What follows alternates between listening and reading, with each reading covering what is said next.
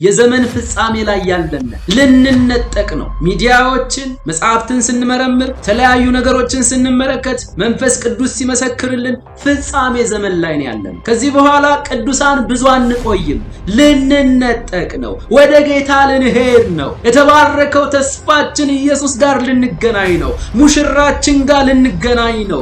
ማራናታ ጌታ ኢየሱስ ሆይ ቶሎና። ሃሌሉያ። ከኢየሱስ ጋር እንገናኛለን። ከተባረከው ተስፋችን ጋር እንገናኛለን። ናፍቆታችንን ኢየሱስን ፊት ለፊት እናየዋለን። ምንኛ የተባረከ ጊዜ ነው! ምንኛ የሚያስደንቅ ጊዜ ነው!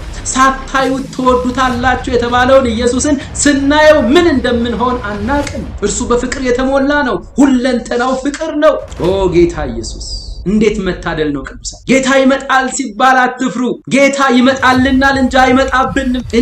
ከምድር አሰራር ሊነጥቀን ሊወስደን ወደ ራሱ ሊያሳርፈን ነው የሚመጣው። ይህ የሚበሰብሰው የማይበሰብሰው፣ ይህ የሚታመመው ላይታመም፣ ይህ በለቅሶና በዋይታ ሲኖር የነበር ከዚህ በኋላ እንባ ሁሉ ታብሶ ጌታ ደስታ ሆኖለት ጌታን በሙላት ኢንጆይ ያደረገ በመላእክት ዓለም ውስጥ በዙፋኑ ላይ የተቀመጠውን እግዚአብሔር አብን በዙፋኑ ፊት ለፊት እንደታረደ በግ ቆሞ ያለውን እግዚአብሔር ወልድ ጌታ ኢየሱስን በዙፋኑ ዙሪያ እንደ እሳት መብራት ሆኖ ያለውን ቅዱሱን መንፈስ ቅዱስን ከመላእክት ጋራ እያመለክን የምንኖርበት የተባረከ ተስፋ ጌታ ኢየሱስ በቶሎ ይመጣል። ለቤተ ክርስቲያን በሆነ አመጣጡ የእርሱን ቅድስት ቤተ ክርስቲያን ሙሽሪትን ሊወስድ ሙሽራው በቶሎ ይመጣል። እነሆ የበጉ ሰርግ ስለደረሰ ሚስቱም ራሷን ስላዘጋጀች ደስ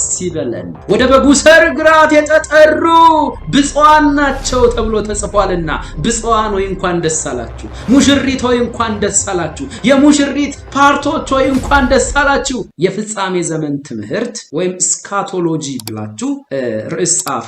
የቤተ ክርስቲያን መነጠቅ አንደኛ በፍጻሜ ዘመን ትምህርት ውስጥ ወይም በስካቶሎጂ ውስጥ የመጀመሪያው የቤተ ክርስቲያን መነጠቅ ወይም ራፕቸር ይባላል። ስለዚህ የቤተ ክርስቲያን መነጠቅ ወይም ራፕቸር በግሪኩ ሃርፌዞ፣ በእንግሊዘኛው ራፕቸር ማለት ሲሆን ሰዋዊ ባልሆነ በመለኮት ችሎታና ኃይል በቅጽበት መወሰድ፣ መሰወር፣ መሰብሰብ እና ከእይታ ውጪ መሆን የሚለውን ሐሳብ የያዘ ነው። ተመልከቱ። መነጠቅ በምንልበት ሰዓት ላይ በግሪኩ ሃርፌዞ ማለት ሲሆን በእንግሊዘኛው ራፕቸር ማለት ነው። ይህ ደግሞ ሰዋዊ ባልሆነ በመለኮት ችሎታና ኃይል በቅጽበት መወሰድ፣ መሰወር፣ መሰብሰብ እና ከእይታ ውጪ መሆን የሚለውን ሐሳብ የያዘ ነው ማለት ነው። እንግዲህ መነጠቅ በብሉይ ኪዳን ዘመን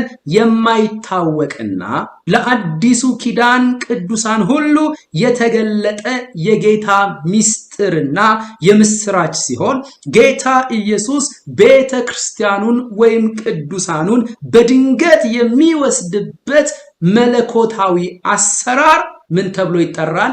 መነጠቅ ተብሎ ይጠራል። ተመልከቱ እንግዲህ ጥቅስ እንመለከታለን። መነጠቅ በክርስቶስ አምነው በስጋ ያንቀላፉ ቅዱሳን የሞተው ስጋቸው በትንሣኤ የከበረ አካል ሆኖ የሚነሱበትና እኛም ሕያዋን የሆንን ስጋችን ተለውጦ ይህ የሚሞተው የማይሞተውን፣ ይህ የሚበሰብሰው የማይበሰብሰውን መንፈሳዊ የትንሣኤ አካል የሚለብስበት ነው። በዚያ ቅጽበት ሁላችን ደግሞ ጌታን ለመቀበል በደመናት በአየር ምን እንላለን? እንነጠቃለን። ሃሌሉያ። ስለዚህ ይህንን ድንቅ አሰራር የያዘ እውነት ነው። መነጠቅ ለቤተ ክርስቲያን የሆነ የጌታ የኢየሱስ ክርስቶስ መምጣት ጋር ወይም በሚስጥር የሆነ መምጣቱ ጋር የተገናኘ ነው። መነጠቅ ለቤተ ክርስቲያን የተባረከና በጉጉት የምትጠብቀው ምኗ ነው? ተስፋዋ ነው። በዝርዝር እንመጣበታለን። ስለዚህ ጥቅስ ያስፈልገናል ስለመነጠቅ። አንደኛ ቆሮንቶስ ምዕራፍ 15 ከቁጥር 51 ጀምሮ አንደኛ ቆሮንቶስ ምዕራፍ 15 ከቁጥር 51 ጀምሮ ሐዋርያው ጳውሎስ ወይም ጌታ ኢየሱስ በሐዋርያው ጳውሎስ በኩል እንዲህ ይለናል። ቁጥር 51 እነሆ አንድ ምስጢር እነግራችኋል። ተመልከቱ፣ ይህንን ምስጢር የብሉይ ኪዳን የእምነት አባቶች አያውቁትም። በብሉይ ኪዳን ዘመን ለማንም ያልተገለጠ ምስጢር ነው የሚነግር። እነሆ አንድ ነገር እነግራችኋለሁ አይደለም የሚለው፣ እነሆ አንድ ምስጢር እነግራችኋለሁ። ሁል ጊዜ ምስጢር ለተገኘ ሰው ሁሉ የሚወራ ሳይሆን ለኔ ለምትሉት በልባችሁ ውስጥ ቦታ ለሰጣችሁት ክፍል የምታወሩት ምስጢር ነው። የምታወሩት ለሰው ሁሉ የማይነገር ምስጢር ነው። እግዚአብሔር ወይም ጌታ ኢየሱስ ምስጢረኛዎቹ አድርጎናል እና ምን አለ? እነሆ አንድ ምስጢር እነግራችኋለሁ። ቅዱሳን እግዚአብሔር እንደ ምስጢረኛ ቆጥሯችኋል። ጌታ ኢየሱስ እንደ ምስጢረኛ ቆጥሯችኋል። ይህንን አሁን ምስጢር ብሎ የሚነግረንን እውነት ሃይማኖቶች አያውቁትም። ይህንን ምስጢር ብሎ የሚነግረንን የተገለጠ እውነት የብሉይ ኪዳን ሰዎች አያውቁትም። በዚህ ሰዓት በዓለም ያለ አብዛኛው ሕዝብ አሁን የምንማማረውን እውነት አያውቅም። ምንኛ መታደል ነው!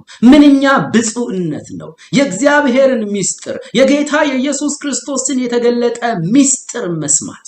ዋው! ቅዱሳን ጌታ ኢየሱስ ምስጢረኛው አድርጓችኋል። የልቡ ሰው አድርጓችኋል። ሐሳቡን ሊነግረን ነው።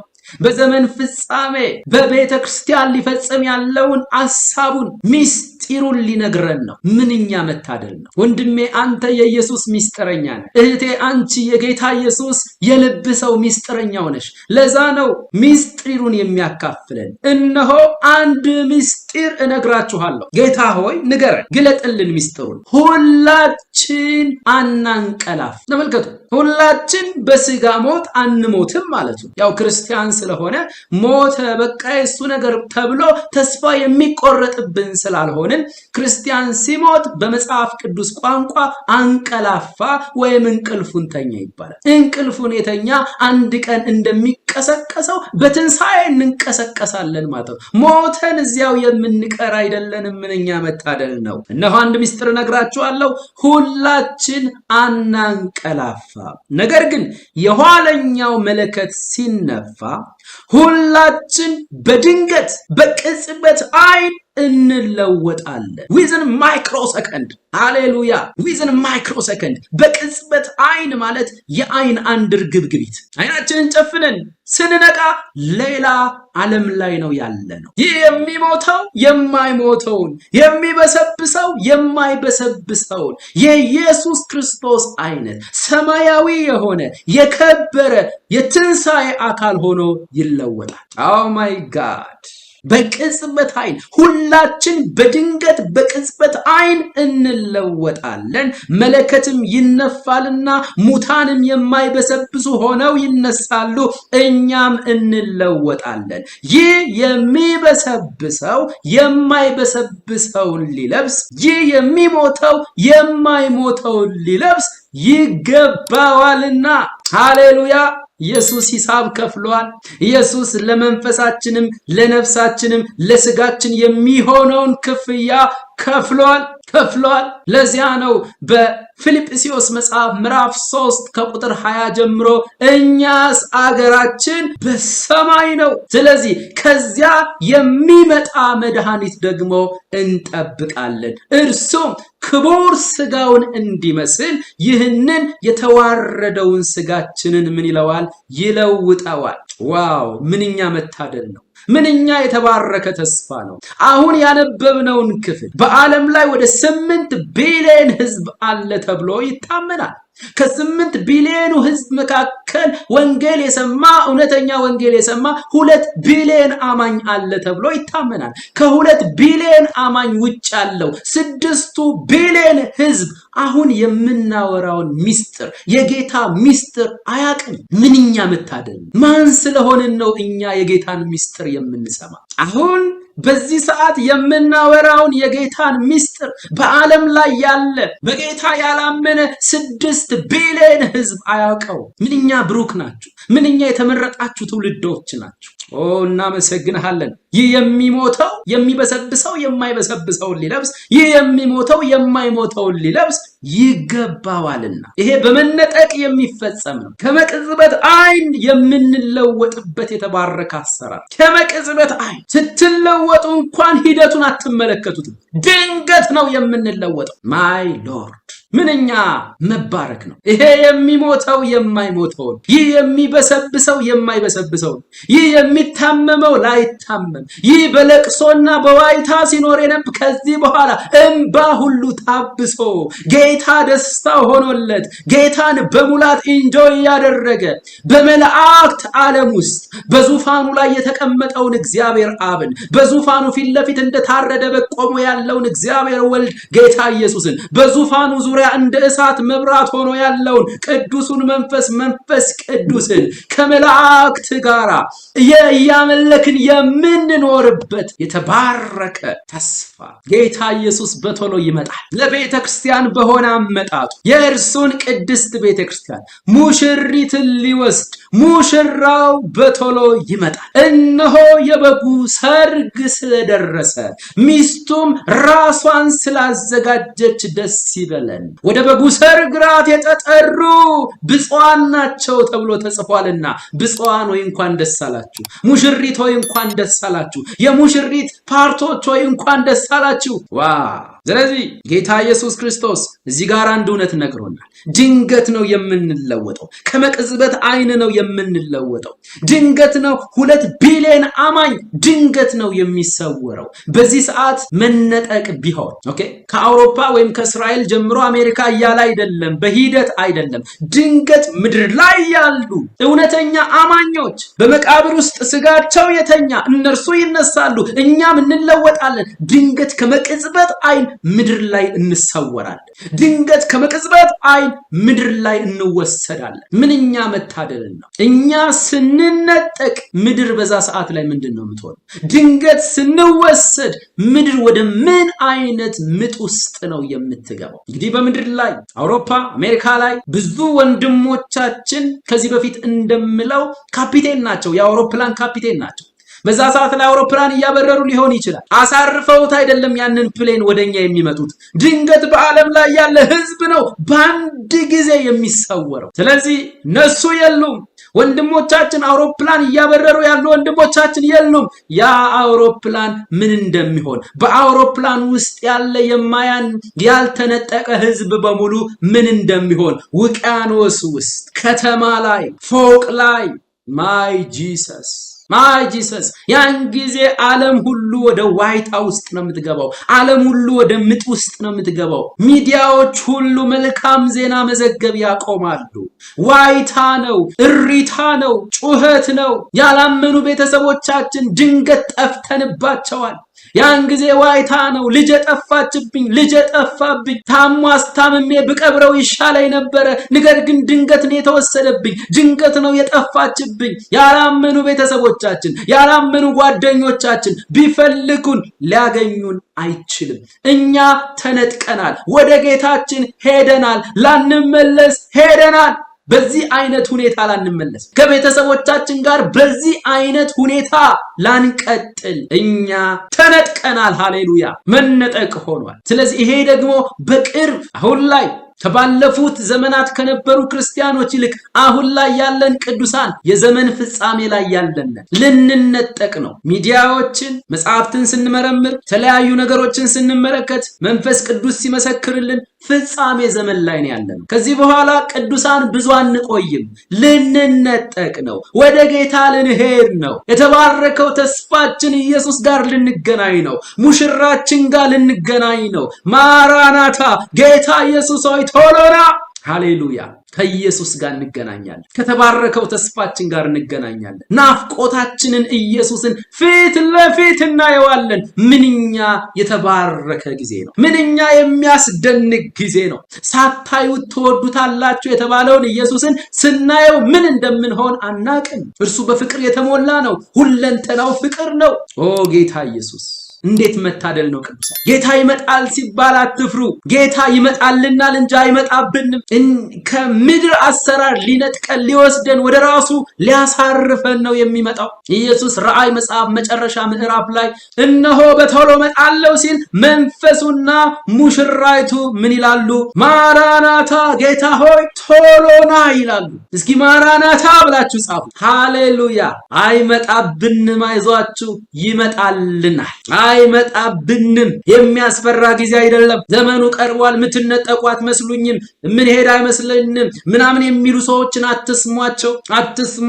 እኛ በክርስቶስ ኢየሱስ ባመንበት ቅጽበት በበጉ ደም ሁለንተናችን ነጽቷልና መነጠቃችን ውዴታ ሳይሆን ግዴታ ነው። ስለዚህ መንፈሱና ሙሽራይቱ ምን ይላሉ? ና ይላሉ። የሚሰማም ና ይበል። ሃሌሉያ። ስለዚህ ጌታ ኢየሱስ አይመጣብንም፣ ይልቅስ ይመጣል። እስኪ ይመጣልኛል ብላችሁ ጻፉ። ዋው ኢየሱስ! እሺ አንደኛ ቆሮንቶስ ምዕራፍ 15 ያለው ሚስጥር ይህንን ከመሰለ ከእርሱ ጋር አብሮ የሚሄድ ጥቅስ አንደኛ ተሰሎንቄ ምዕራፍ 4 ከቁጥር 13 ጀምሮ ብንሄድ ብናነብ የእግዚአብሔር ቃል እንዲህ ይላል። አንደኛ ተሰሎንቄ ምዕራፍ 4 ከቁጥር 13 ጀምሮ ነገር ግን አለ ሐዋርያው ወንድሞች ሆይ ተስፋ እንደሌላቸው እንደሌሎቹ ደግሞ እንዳታዝኑ አንቀላፍተው ስላሉት ታውቁ ዘንድ እንወዳለን። አያችሁ፣ አንቀላፍተው ስላሉት በስጋ ስለተለዩን ወንድሞቻችን ቅዱሳን ተስፋ እንደሌላቸው እንደሌሎቹ አይደሉምና ሐዘናችን በልክ መሆን አለበት። እንደነሱ መሆን የለበትም። እሺ ምን አለ? አንቀላፍተው ስላሉት ሰዎች ወይም ቅዱሳን ታውቁ ዘንድ እንወዳለን አለ። ምንድነው አንቀላፍተው ስላሉት እንድናውቅ የሚፈልገው? ምንድነው የሚፈልገው? ጌታ ሆይ ጸጋ ጨምርልን። ምን ይላል?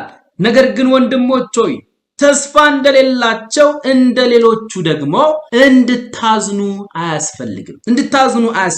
ምክንያቱም ኢየሱስ እንደሞተና እንደተነሳ ካመንን እንዲሁ በኢየሱስ ያንቀላፉቱን እግዚአብሔር ከእርሱ ጋር ያመጣቸዋል። እውነት ነው። አሁን ያመኑና በስጋ አምነው በስጋ የተለዩን ወንድሞቻችን እና እህቶቻችን ወደ ምን ውስጥ ወርደዋል? ወደ ስጋቸው ወደ መቃብር ውስጥ ወርደዋል። ስጋቸው በመቃብር ውስጥ ነው ያለው። መንፈስና ነፍሳቸው ግን ጌታ ጋር ነው ያለው። ዕብራውያን ምዕራፍ 12 ፍጹምነት ያገኙ የጻድቃን መንፈሶች እንዳለ መንፈስና ነፍሳቸው ጌታ ጋር ነው ያለው። ስጋቸው በመቃብር ውስጥ ነው ተቀብሮ ያለው። ስለዚህ ከዛ ስጋቸው ጋር መገናኘት ስላለበት ያ ስጋቸው የሚሞተው የማይሞተውን የበሰበሰው የማይበሰብስ የትንሣኤ አካል ሆኖ ስለሚነሳ መንፈስና ነፍሳቸው ይገባል። እሺ እኛ ሕያዋን የሆንን ደግሞ እንለወጣለን እንዳለ ኢየሱስ እንደሞተና እንደተነሳ ካመንን እንዲሁ በኢየሱስ ያንቀላፉትን እግዚአብሔር ከእርሱ ጋር ያመጣቸዋል። በጌታ ቃል የምንላችሁ ይህ ነውና እኛ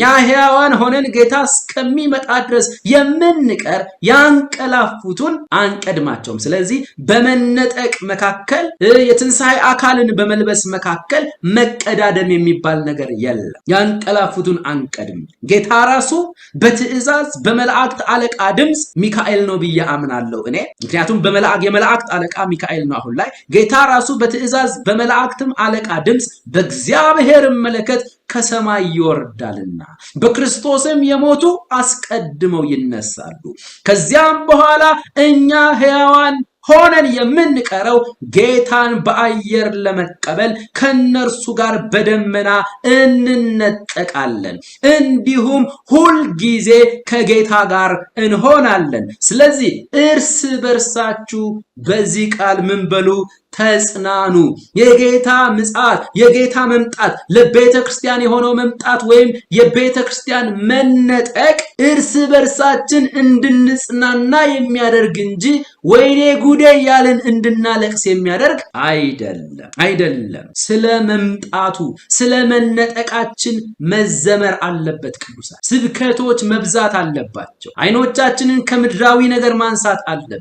አይኖቻችንን ከቁሳቁስ አንስተን እንዲህ አይነት በቅዱስ ቃል ውስጥ የሰፈሩ እውነቶችን ልንማማር የሚገባበት ጊዜ ነው ያለ። እንደዛ ከሆነ ቅዱስ ቃሉ የሚያስተምረን መነጠቅ ለቤተ ክርስቲያን፣ መነጠቅ ለቅዱሳን ለእያንዳንዳችን ምንድነው ሲባል፣ አንደኛ ለቤተ ክርስቲያን ወይም ለቅዱሳን ወይም ለእያንዳንዳችን መነጠቅ የተባረከና ሕያው ተስፋ ነው። አያችሁ፣ መነጠቅ ለቤተ ክርስቲያን፣ መነጠቅ ለሁላችን የተባረከና ሕያው ተስፋ ነው። ቲቶ መጽሐፍ ምዕራፍ 2 ከቁጥር 11 ጀምሮ ሁላችንም እናነባለን። ምዕራፍ 2 ከቁጥር 11 ጀምሮ የእግዚአብሔር ቃል እንዲህ ይላል። መነጠቅ የተባረከ ተስፋችን ነው። የጌታ ኢየሱስ ክርስቶስ ለቤተ ክርስቲያን የሆነው መምጣቱ የተባረከ ተስፋ ነው። ቁጥር 11 ምን ይላል? ሰዎችን ሁሉ የሚያድን የእግዚአብሔር ጸጋ ተገልጧልና፣ ይህም ጸጋ ኃጢአተኝነትንና ዓለማዊ ምኞትን ክደን፣ ልብ በሉ፣ የተባረከውን ተስፋችንን እርሱም የታላቁን የአምላካችንንና የመድኃኒታችንን የኢየሱስ ክርስቶስን ክብር መገለጥ እየጠበቅን ራሳችንን በመግዛትና በጽድቅ እግዚአብሔርንም በመምሰል በአሁኑ ዘመን እንድንኖር ያስተምረናል። መሐል ላይ ምን አለ? የተባረከውን ምናችንን ቅዱሳን እንኳን ደስ አላችሁ። የጌታ የኢየሱስ ክርስቶስ መምጣት ለሁላችን የተባረከ ተስፋ ነው። ምንኛ መታደል ነው! ምንኛ መባረክ ነው! ቅዱሳን ዋው! የተባረከ ተስፋ የሆነ ነገር አይደለም። እኛ የተባረከ ተስፋ ነው ያለን። የተባረከው ተስፋችን ቁስ አይደለም። የተባረከው ተስፋችን የሆነ ምድራዊ ነገር አይደለም። የተባረከው ተስፋችን ጊዜ የሚያልፍበት ኤክስፓየር ዴት ያለው አይደለም። የተባረከ ተስፋችን ከፊት ለፊት ይገለጣል። የተባረከ ተስፋችን ከፊት ለፊት ይመጣል። እርሱም ጌታችን ኢየሱስ ክርስቶስ የቤተ ክርስቲያን መነጠቅ ይሆን። ስለዚህ መነጠቅ የተባረከ ተስፋችን እንደሆነ መጽሐፍ ይናገራል። ሁለተኛ፣ መነጠቅ ለቤተ ክርስቲያን ወይም ለሁላችን ከመከራው ዘመን የምናመልጥበት፣ ቤተ ክርስቲያን ከመከራው ዘመን የምታመልጥበት የተባረከ የእግዚአብሔር አሰራር ተመልከቱ።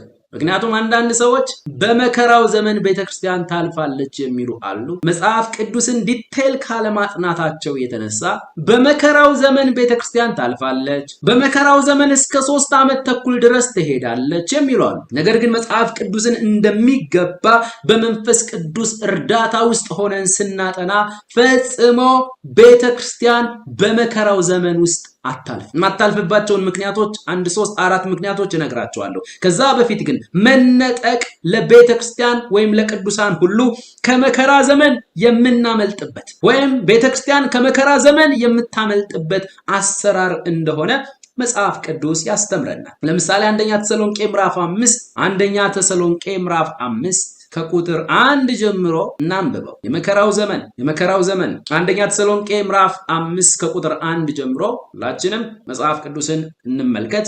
እንዲህ ይላል እግዚአብሔር ቃል። ወንድሞች ሆይ አለ። በጣም እንድታዩ ትፈልጋለሁ ቃሉን። ወንድሞች ሆይ ስለ ዘመናትና ስለ ወራት ምንም እንዲጻፍላችሁ አያስፈልጋችሁም። የጌታ ቀን ሌባ በሌሊት እንደሚመጣ እንዲሁ ይመጣ ዘንድ ራሳችሁ አጥብቃችሁ አውቃችኋልና። ተመልከቱ፣ አውቃችኋልና ሰላምና ደህንነት ነው ሲሉ ያን ጊዜ ምጥ እርጉዝን እንደሚይዛት ጥፋት በድንገት ይመጣባችኋል ሳይሆን ይመጣባቸዋል። እስቲ ከቶም አታመልጡም ሳይሆን ከቶም ምን አይሉም አያመልጡም። እቺን ነገር በደንብ ተመልከቱ። ሰላምና ደህንነት ነው ስትሉ ሳይሆን ሰላምና ደህንነት ነው ሲሉ ሌሎች ናቸው። ያን ጊዜ ምጥ እርጉዝን እንደሚይዛት ጥፋት በድንገት ይመጣባችኋል ሳይሆን ይመጣባቸዋል። ከቶም አታመልጡም ሳይሆን ከቶም አያመልጡም። ባጭሩ እኛን አይመለከተንም። ቁጥር 4 እናንተ ግን ሲል ሌሎች ናቸው ማለት ነው። ቁጥር 3 ላይ ያሉት እናንተ ግን ወንድሞች ሆይ ቀኑ እንደ ሌባ ይደርስባችሁ ዘንድ በጨለማ አይደላችሁም። ሁላችሁ የብርሃን ልጆች የቀንም ልጆች ናችሁና እኛ ከሌሊት ወይም ከጨለማ አይደለንም። እንግዲያስ እንንቃ፣ በመጠንም እንኑር እንጂ እንደሌሎቹ አናንቀላፋ። የሚያንቀላፉ በሌሊት ያንቀላፋሉና የሚሰክሩም በሌሊት ይሰክራሉና እኛ ግን ከቀን ስለሆንን የእምነትንና የፍቅርን ጥሩር የመዳንንም ተስፋ እንደራስ ቁር እየለበስን በመጠን እንኑር። ቁጥር 9 ተመልከቱ። እግዚአብሔር ለቁጣ አልመረጠንምና። በመከራው ዘመን ውስጥ ያለ ቁጣ፣ በጌታ በኢየሱስ ክርስቶስ ዳግም ምጽአት ላይ ያለ ቁጣ ፈጽሞ እኛን አይመለከተንም። ለምን? እግዚአብሔር ለቁጣ አልመረጠንምና በጌታችን በኢየሱስ ክርስቶስ መዳንን ለማግኘት ነው እንጂ። ይሄ መዳን ከዘላለም እሳት ማምለጥ ከገሃነም እሳት ማምለጥ ሳይሆን በመከራ ዘመን ከሚገለጠውና በጌታ በኢየሱስ ክርስቶስ ዳግም ምጽአት ከሚገለጠው ጥፋትና ቁጣ ማምለጥን የሚያሳይ። ምክንያቱም ከላይ የተመለከትነው አውዱ በሙሉ ስለ ገሃነም ሳይሆን ጥፋት በድንገት ይመጣባቸዋል፣ ከቶም አያመልጡም፣ ሰላምና ደህንነት ነው ሲሉ የጌታ ቀን እንደ ሌባ ይመጣባቸዋል የሚላቸው ሌሎች። ስለዚህ ከመከራው ዘመንና በመከራው ዘመን ፍጻሜ ላይ የጌታ ኢየሱስ ክርስቶስ ዳግም ምጽአት አለ። በዛ ሰዓት ላይ ከሚከሰተው መከራ፣ ከሚከሰተው ዋይታ፣ ከሚከሰተው ቁጣ እኛ በክርስቶስ ኢየሱስ ያመንን የብርሃን ልጆች አምልጠናል። ለምን? እግዚአብሔር ለቁጣ አልመረጠንምና በጌታችን በኢየሱስ ክርስቶስ መዳንን ለማግኘት ነው እንጂ በማለት የመከራው ዘመን እንደማይመለከተን፣ የመከራ ዘመን የጌታ ኢየሱስ ክርስቶስ ዳግም ምጽአት ላይ ያለው መከራ በሙሉ እኛን እንደማይመለከት ይነግረናል። ተጨማሪ ጥቅስ ራእይ ምዕራፍ 3 ቁጥር 10 ላይ ለፊላደልፊያ ቤተክርስቲያን ጌታ ኢየሱስ ክርስቶስ አንዳች መልእክት ያስተላልፋል። ራእይ ምዕራፍ 3 ቁጥር 10 ላይ እንዲህ የሚል ቃል አለ። ቤተክርስቲያን በመከራው ዘመን እንደማታልፍ ጌታ ኢየሱስ ክርስቶስ የተስፋን ቃል ከሰጠበት መካከል ዋናው ጥቅስ ራእይ ምዕራፍ 3 ቁጥር 10 እንዲህ ይላል፣ የትዕግስቴንም ቃል ስለጠበቅ እኔ ደግሞ በምድር የሚኖሩትን ይፈትናቸው ዘንድ በዓለም ሁሉ ላይ ሊመጣ ካለው ከፈተናው ሰዓት እጠብቅሃለሁ ይላል። ከፈተና ወይም ከመከራ ሰዓት፣ ባጭሩ ከ7ቱ ዓመት የመከራ ዘመን ቤተክርስቲያን የምትጠበቅና የምትነጠቅ ናት። አስቀድሞ ጌታ ሆይ እናመሰግንሃለን። ስለዚህ መነጠቅ ቤተክርስቲያን ከመከራው ዘመን እና ከጌታ ከኢየሱስ ክርስቶስ ዳግም ምጽአት በዚያም ከሚገለጠው መከራ የምታመልጥበት አሰራር ነው። ሶስተኛ ላይ መነጠቅ ለቤተክርስቲያን ወይም ለኛ ጌታ ኢየሱስ ክርስቶስ ለቅዱሳኑ ብቻ በአየር ውስጥ የሚታይበት የሚገለጥበት አሰራር። ይህንን ነገር በደንብ ልብ በሉ። መነጠቅና የጌታ የኢየሱስ ክርስቶስ ዳግም ምጽአት የሚለያዩ ናቸው። መነጠቅን ኢየሱስ ክርስቶስ ለቤተ ክርስቲያኑ የሆነው መምጣት ይባላል። በሚስጥር የሆነው አመጣጡ ይባላል። በዚያ ሰዓት ላይ ጌታ ኢየሱስ ክርስቶስ ወደ ምድር አይመጣም። ልዩነቶችን እናያለን። ስለዚህ መነጠቅ ቤተ ክርስቲያንን ለመንጠቅ ወደ አየር የሚወርድበት ሲሆን ዳግም ምጽአት ግን ከቤተ ክርስቲያን ጋር ሆኖ ለፍርድና ለንግስና ወደ ምድር የሚመጣበት ነው። ያኛው ታይም ነው አስፈሪ። እኛ ግን አስቀድመን ከመከራው ዘመን በፊት ወይም ጌታ ኢየሱስ ክርስቶስ ከኛ ጋር ተመልሶ ከመምጣቱ ከ7 ዓመት በፊት እኛ ተነጥቀ፣ እኛ ተሰውረናል፣ ተወስደናል። ይሄ ለቤተ ክርስቲያን የሆነው የሚስጥር አመጣጥ የሚባለው። ስለዚህ ጌታ ኢየሱስ ክርስቶስ ለቅዱሳኑ ብቻ በአየር ውስጥ የሚገለጥበት አሰራር ነው። አንደኛ ተሰሎንቄ ምዕራፍ 4 ቁጥር 17 ላይ እኛም ሕያዋን የሆንን ጌታን በአየር ላይ ለመቀበል በደመናት እንነጠቃለን ይላል። እርሱ ምድር ላይ አይመጣም፣ አየር ላይ ነው ወረድ የሚለው።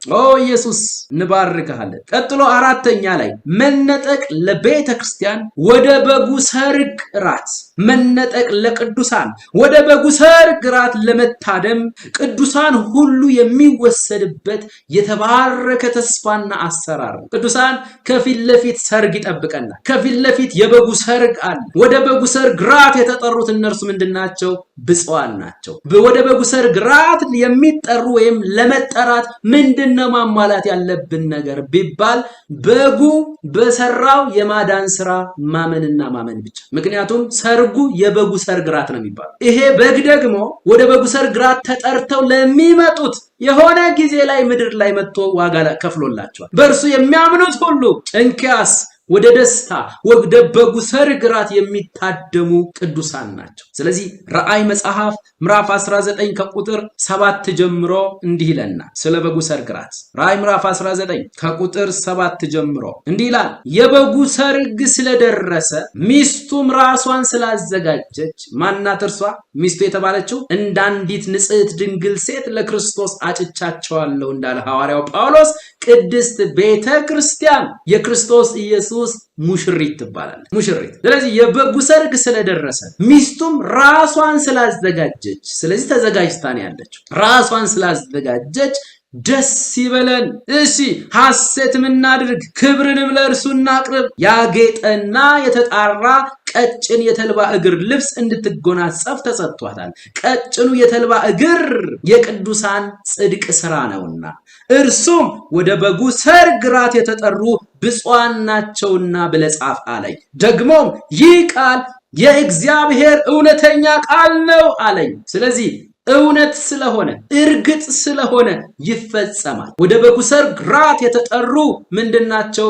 ብፁዓን ናቸው። ስለዚህ ብፁዕ ወንድሜ እንኳን ደስ አለ፣ ብጽዕት እህቴ እንኳን ደስ አለሽ። ብጽዕናችን ተረጋግጧል። የተባረክን እንደሆንን አረጋግጦልናል። ሃሌሉያ ሃሌሉያ። እንደዛ ከሆነ ቤተክርስቲያን በመከራው ዘመን የማታልፍባቸው ምክንያቶች፣ አንደኛ ኢየሱስ ክርስቶስ የተስፋ ቃልን ስለሰጠ በምድር ላይ ሊመጣ ካለው ከፈተናው ሰዓት እጠብቅሃለሁ ብሎ ራእይ ምዕራፍ 3 ቁጥር 10 ላይ ስለተናገረ፣ አንደኛ ተሰሎንቄ ምዕራፍ 5 ቁጥር 9 ላይ እግዚአብሔር ለቁጣ አልመረጠንም ነገር ግን በክርስቶስ ኢየሱስ መዳንን ለማግኘት ነው እንጂ ተብሎ እንደተጻፈ ኢየሱስ ክርስቶስ የተስፋ ቃልን ስለሰጠን ቤተክርስቲያን በመከራው ዘመን ውስጥ አታልፍም። ሁለተኛ በመከራው ዘመን ውስጥ ቤተክርስቲያን የማታልፈው የክርስቶስ አካል ስለሆነች ቤተክርስቲያን የክርስቶስ አካል ናት። እያንዳንዱ አማኝ ደግሞ የአካል ክፍል ነው። ተመልከቱ ቅዱሳን። ስለዚህ ወንድሞቼና እህቶቼ ከነበራችሁበት ቦታ አሁን ወዳላችሁበት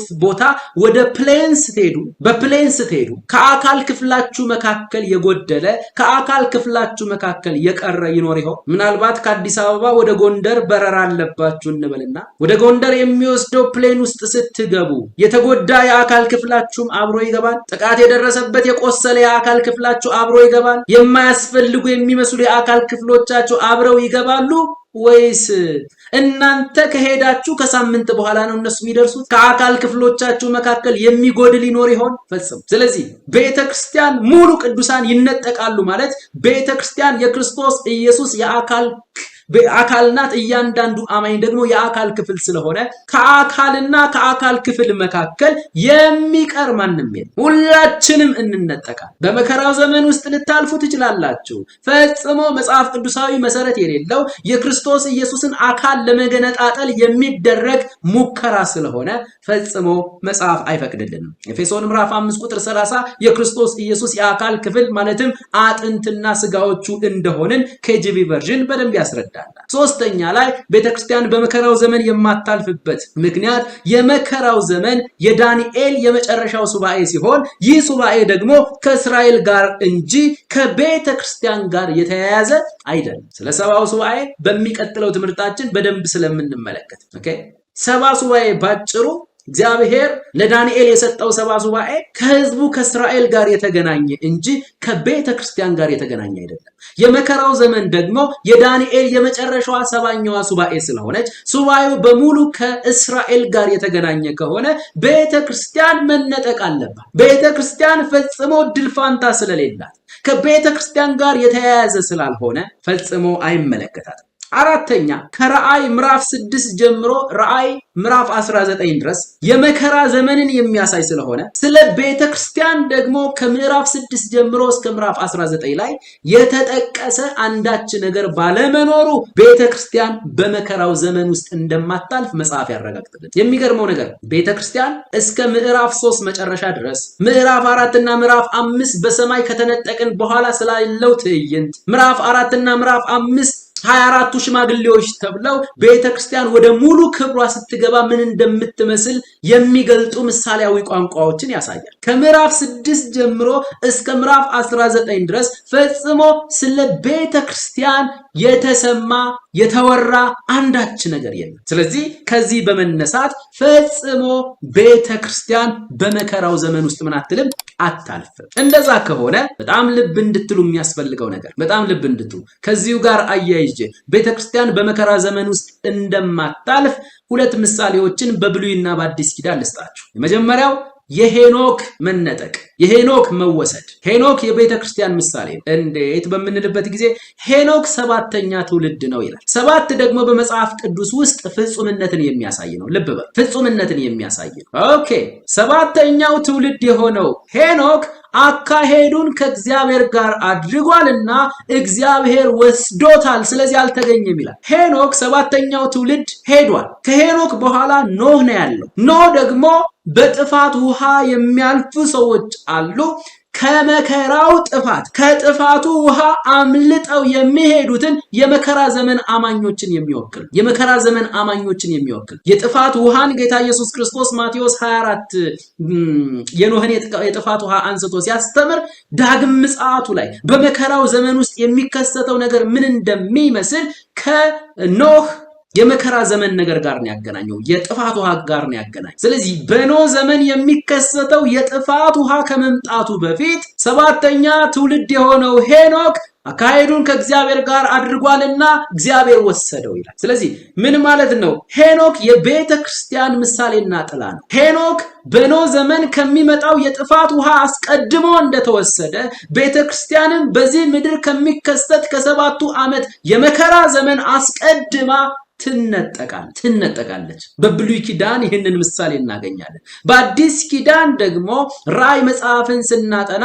ምዕራፍ 3ን ጨርሰን ምዕራፍ 4 ላይ ዮሐንስን ጌታ ኢየሱስ ምን ይለዋል? ከዚህ በኋላ ሊሆን ያለውንና የሚያስፈልገውን ነገር ናውጣና ከላይ ሆነ ትመለከታለህ ይለዋል። አያችሁ፣ ዮሐንስ ከምዕራፍ 4 በኋላ ከላይ ሆኖ ነው ሁሉንም ነገር የሚመለከተው። ምክንያቱም ከምዕራፍ 4 ጀምሮ እስከ ምዕራፍ 19 ድረስ የመከራ ዘመን ሊጀምር ስለሆነ መጀመሪያ ቤተክርስቲያንን ወክሎ ማን መውጣት አለበት? ዮሐንስ መውጣት አለበት። ከዚያ በኋላ ከላይ ሆኖ ነው የሚመለከተው፣ በምድር የለም እርሱ።